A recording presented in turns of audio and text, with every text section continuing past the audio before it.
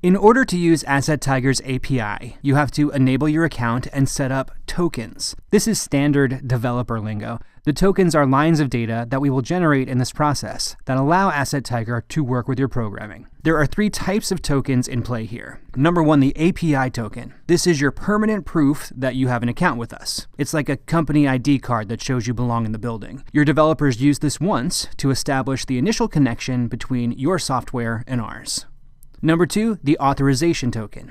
This is a temporary proof of permission that gives our software the ability to act and interact with your company. It verifies that the connection is secure before creating token number 3. That's the access token. This is the active short-term credential that handles the actual heavy lifting of moving data back and forth. It's included in the header of every single request, like retrieving or updating data. If the software hasn't been used for more than 20 minutes, it simply asks AssetTiger for a fresh access token before starting its next task. This is a measure for added security. To recap, the API token is used to get the authorization token, which is then traded for the access token. It's a chain of security designed to ensure that even if one piece is compromised, the entire account remains protected. The first thing to do is to enable API access. This can only be done by the admin of the AssetTiger account, by the way, or someone who has been given admin rights. Go to Setup and Configure API. Click Yes to enable. Immediately, you'll see the API sandbox token.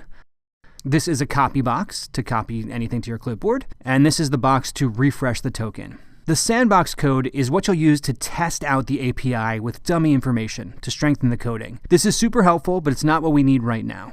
Now let's generate the API token. Copy this token and keep it in a safe place. Okay, on to number 2, the authorization token. Go to Advanced and Users. Here's a list of all of your users. In this case, it's only me. It's only Guy Smith. Click on the name of the person you want to give access to, and scroll down to API settings. If it's not already checked, click Yes to enable this, and now this user is allowed to access all of the tokens. This page is where the authorization token is created. This is often shortened to the auth token, by the way. Again, first, here's the sandbox token, which again is only for testing and playing with dummy data. Click Generate Token to create your auth token. Set your expiration, because remember, for security reasons, authorization tokens always expire.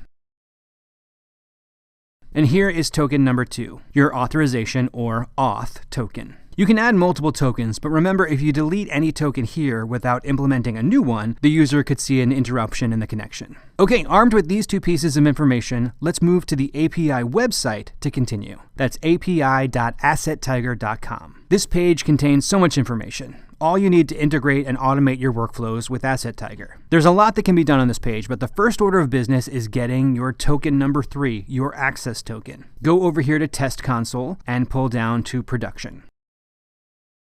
You can generate the access token right here in this green box. This authenticates your API token and your auth token, tokens 1 and 2, and creates number 3, your access token. Copy and paste. Where it says your API key here, paste in your API token, and where it says your auth key here, paste in your auth token. Let me find those keys again on AssetTiger.com.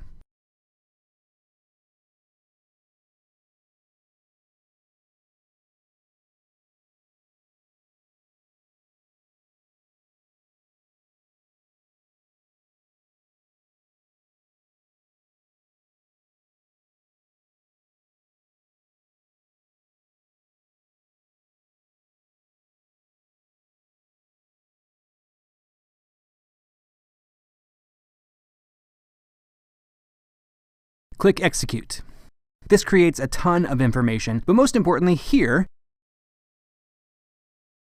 is your access token. The access token you generate will be used in the header for every single request. Access tokens do expire after 20 minutes if they're not used. Keep that in mind. In future videos, we'll discuss the nuances of the endpoints and the operations listed on the left of this page. And we'll talk about testing in the sandbox environment. For now, the token should help you and your developers get started working with the AssetTiger API. If you need help, our customer service team is well trained on the API, so reach out. Our contact information is over here. Help support and contact us.